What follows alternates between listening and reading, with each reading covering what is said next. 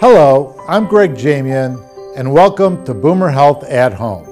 As more baby boomers receive medical services at home, there are many questions that pop up that require sometimes quick answers. I have put together a series of short segments with healthcare professionals that will help explain how things work, along with answers to common questions found in home-based care.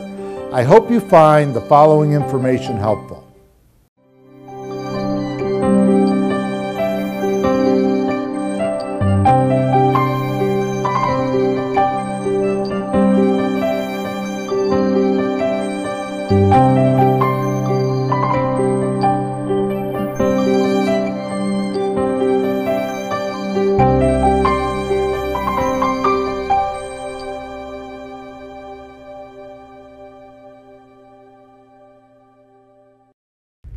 Hello and welcome to another episode of Boomer Health at Home. I'm your host, Ryan Donlan.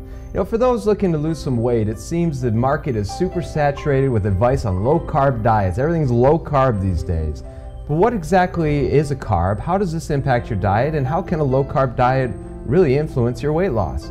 Well, today to talk about that and joining us is a registered dietitian, Laura Leblanc, as well as Janet Alderman, a managing RN for AmeriCare Medical Incorporated. Thanks for joining us today, guys. Thank you, Ryan. So I guess the first question was kind of asked in that intro there is, what exactly is a carbohydrate and what is its role in our body? Well, carbohydrates are a source that we typically need about 50% of our energy. It is our main source of energy needs. And there's actually different types of carbohydrates. We have our starches, which would be like bread, corn, whole grains, rice, and then we have our simple sugars, which would be, actual sugar, high fructose corn syrup, and maple syrup. Those are basically easily absorbed refined sugars. Laura, is there a difference? Is there a good carb and a bad carb? Well, the next one is fiber. So you have things that are going to help with bulk in your diet, and also and that would be your insoluble fibers, and then your soluble fibers like an oatmeal or an apple.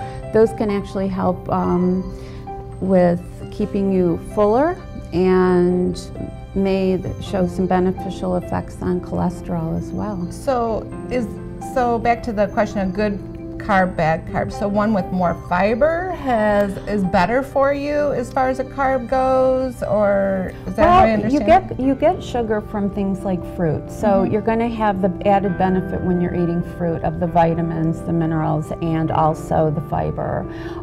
When you're eating a simple sugar, such as putting a lot of syrup on something, or having a high sugar ingredient in something like bread or a dessert, that sugar is not contributing significantly to overall health based on what it's in. So you're getting calories, you're getting simple sugar, but you're not getting the other benefits of the food.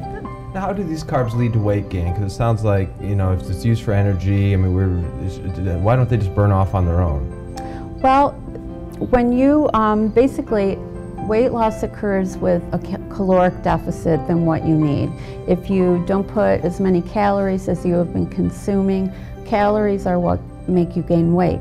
However, if your diet is mainly simple sugars, your body's constantly metabolizing these easier. You are having, possibly a problem with feeling full and satisfied. And ultimately, it's going to lead you towards some higher calorie, non-nutritive foods. So it's not that the carbohydrate specifically adds weight, but the temptation for some of the foods that are high in sugar content are most likely. And you have to look at portion size as well. Basically what I hear you saying is the carbs break down really quick, so you're not full as long, so you want more and more and more, so then that leads you into eating more calories. Exactly. And this is such a change in mindset from, 25, 30 years ago, maybe even 10 years ago, where we thought that fat was, something that we should totally avoid. And there was no concentration whatsoever on the sugars. It's going to get easier for us with the new labeling. We're going to see the breakdown of what the carbohydrate is. Is it from fiber? Is it from sugar? And how much did the manufacturer add to that product?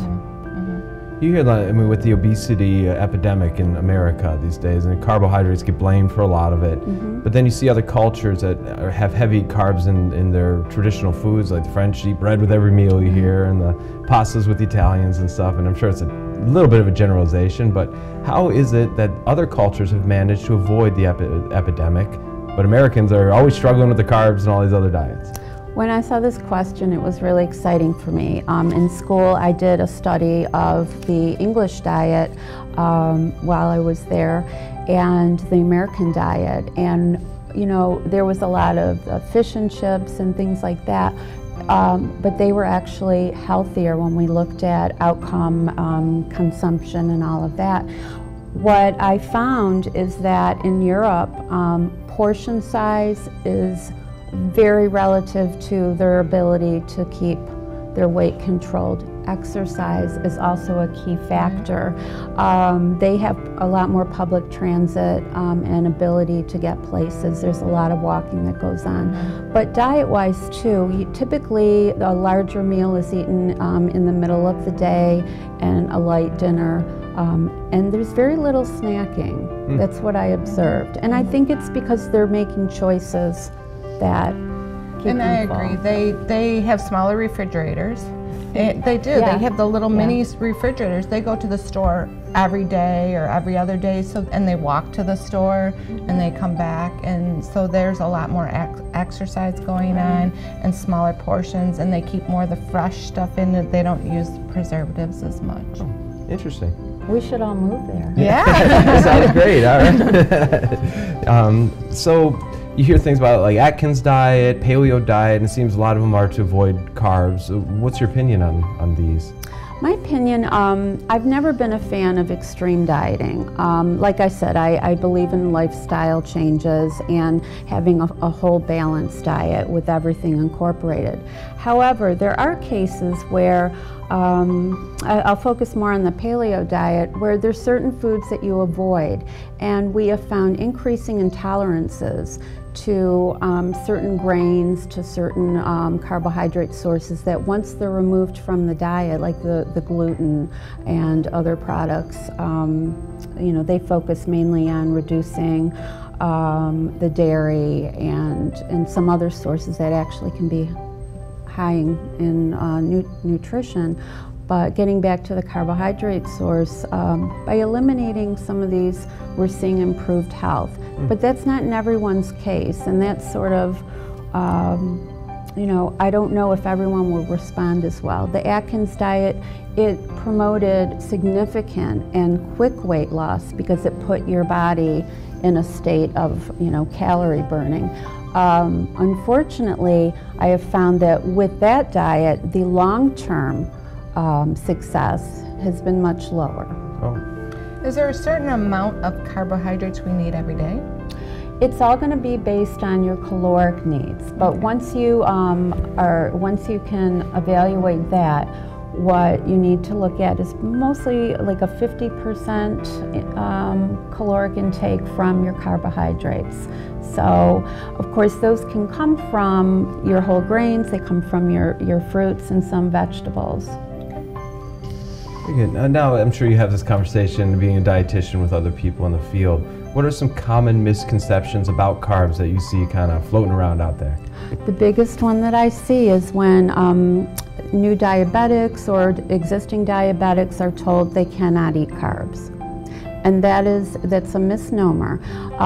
You may need to be a little more, you have to be more careful for the type of carbs that you're eating and spreading them out throughout the day. I always recommend, you know, a regular or smaller portion meal and having some protein, a little bit of carbs throughout the day.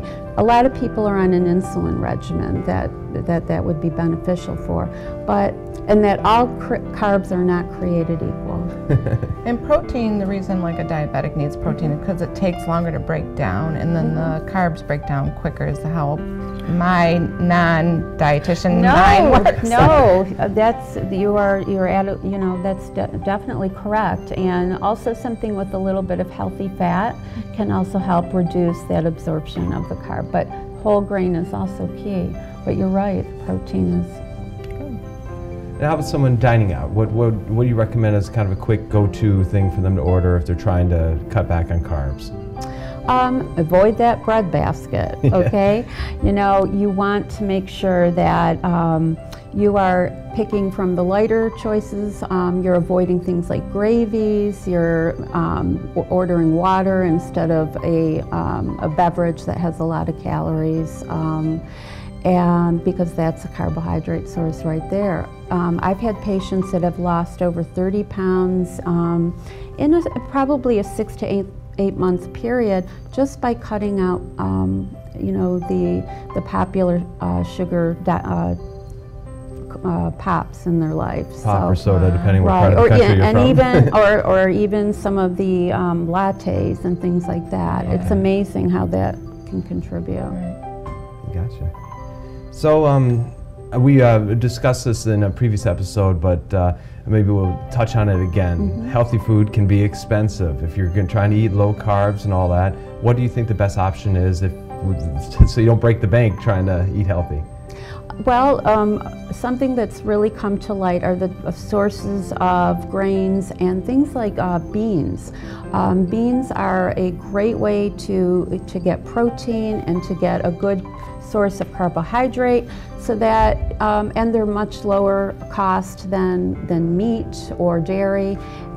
You can get them dry and make them yourself, or you can get a low sodium version in a can and rinse it. So, what do you recommend for some low carb quick snacks if you're on the go? If you're on the go, like I said, you should cut up some veggies. Nuts are a wonderful way to keep you full and satisfied until your next meal.